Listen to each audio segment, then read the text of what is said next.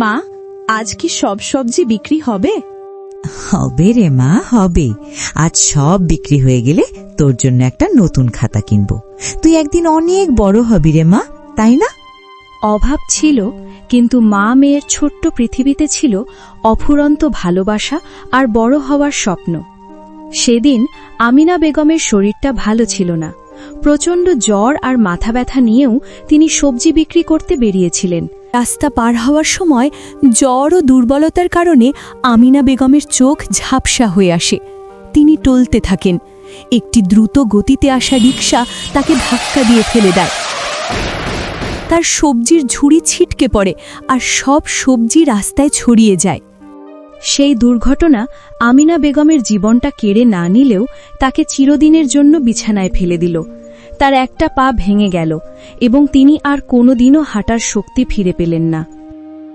আমার জন্য আজ তোর পড়াশোনাও বন্ধ হয়ে গেল মা।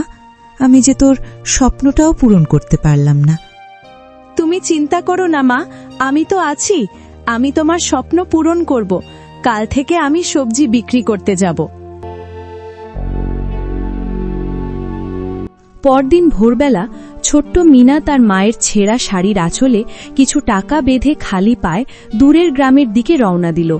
তার ছোট্ট কাঁধে আজ পুরো সংসারের ভার। আরে, এ তো আমিনা আপার মেয়ে। তুই এখানে কেন রে মা? তোর মা কই? মা খুব অসুস্থ, তাই আমি। মিনার কথা শুনে লোকটির মন গলে গেল। তিনি কিছু না বলেই মিনার সব আলু কিনে নিলেন এবং দামের চেয়ে কিছু বেশি টাকা তার হাতে গুজে দিলেন।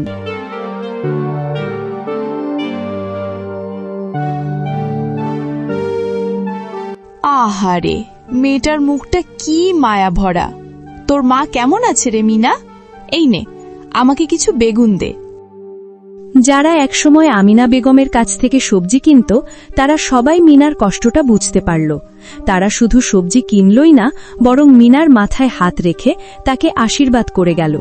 প্রথম দিনেই মিনার সব সবজি বিক্রি হয়ে গেল।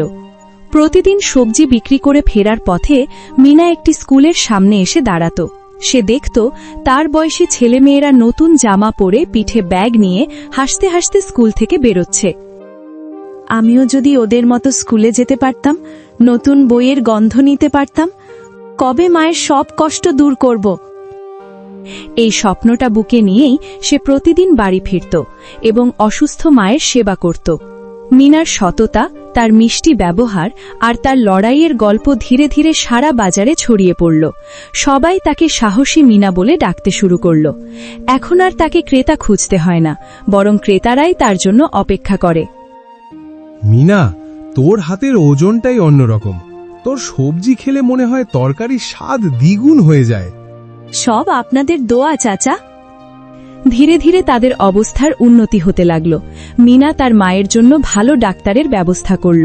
নিয়মিত চিকিৎসা আর মিনার অক্লান্ত সেবায় আমিনা বেগম ধীরে ধীরে সুস্থ হতে শুরু করলেন।